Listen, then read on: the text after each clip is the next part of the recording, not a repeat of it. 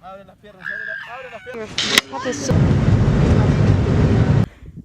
update. We're still here.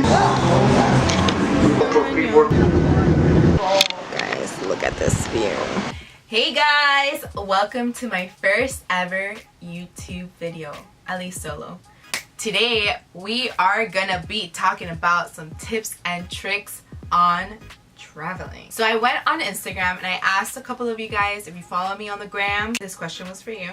And I asked you if you guys wanted to know some tips on traveling, on how I book my flights. I'm really excited to finally be doing this video. It's gonna be kind of a summary of what I do when I book my flights. So if you see me on my phone, it's because I am reading, I am not texting anyone. So let's just get right into it. The first main thing that I recommend you guys when you are booking your flight is to change your mindset.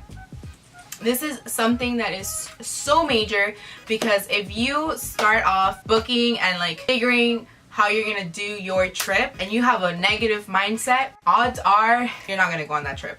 So what I recommend is that you change your mindset. If you tell me, and then so many times I get this, Andrea, I am broke, I don't know how you do it, I don't know how you go traveling. Guys, I don't have a large inheritance or a trust fund. I wish, I haven't found it yet. But the biggest reason why I get to go on my trips is because I have a positive mindset. I've made sure that, you know, I've renewed my way of thinking, and this is something that I can't emphasize enough. Change your mindset. Change the way that you think. Know that God has got you, and know that if it's for you and you really want to do something, you're gonna do it. Second, prioritize what works best for you.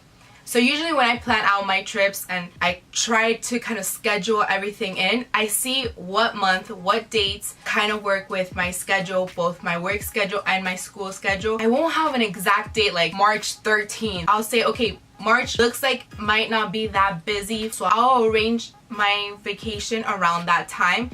So see where you have kind of like an easier schedule, whether it be for school or work, and from there, you know, start to prioritizing the range of where you can fly. Third, do not book right off the bat.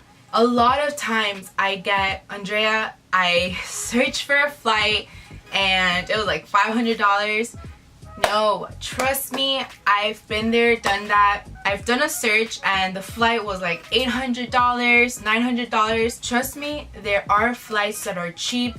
You just have to know that you're gonna have to research and you're gonna have to do your work. You have to go on sites, so you have to start comparing and seeing with different airlines. Most of the time what I do is that I will go on Kayak, I will go on Expedia, and I'll see, you know, what the flights range there, and I'll also go straight into airlines that I like or airlines that are giving me cheap options. And from there, sometimes, a lot of times actually, if you go directly to the airline, you will see that it is way cheaper than the actual like Expedia and Kayak. Now, something that I do recommend is when you are checking for the time and you're trying to kind of figure out when it is the best time to fly, go on Google Flights. So you'll go on Google and it will tell you, it'll give you a calendar and it'll tell you what are the best times to fly.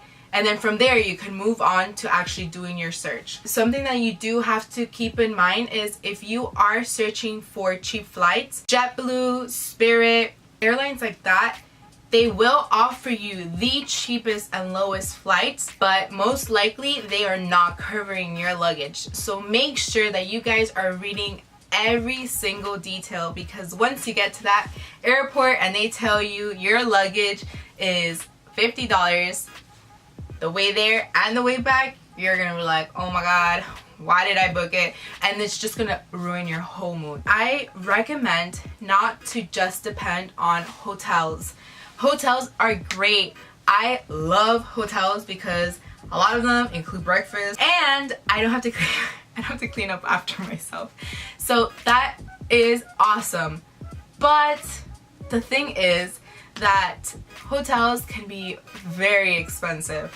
Like very, very, very expensive. So I do tell you guys that if you can, check out Airbnb. This is not sponsored by Airbnb, but I love Airbnb. I tell my friends all the time about Airbnb because Airbnb is such a cheap option and it gives you such great deals. Like, I've rented apartments in Peru, I've rented places in New York, and it's like it could be $60 a night or $80 depending on where you want to stay, obviously, and depending on the luxuries of the apartment.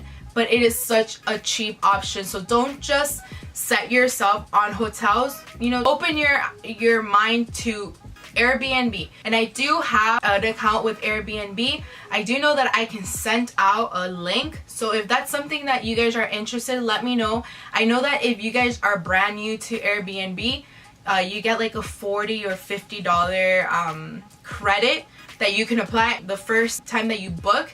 So if you guys are interested in that, just let me know. This, like I said, it's not sponsored. And if you guys have any other questions, anything that you guys want me to emphasize, or if you guys want just a longer video telling you more in details, let me know. Comment down below. I'm gonna also leave my Instagram and just my social media so that you guys can contact me if you guys are interested in anything else. And thank you so much for watching this video. I got more videos your way, and I just want to thank you guys. Bye! Thanks for watching.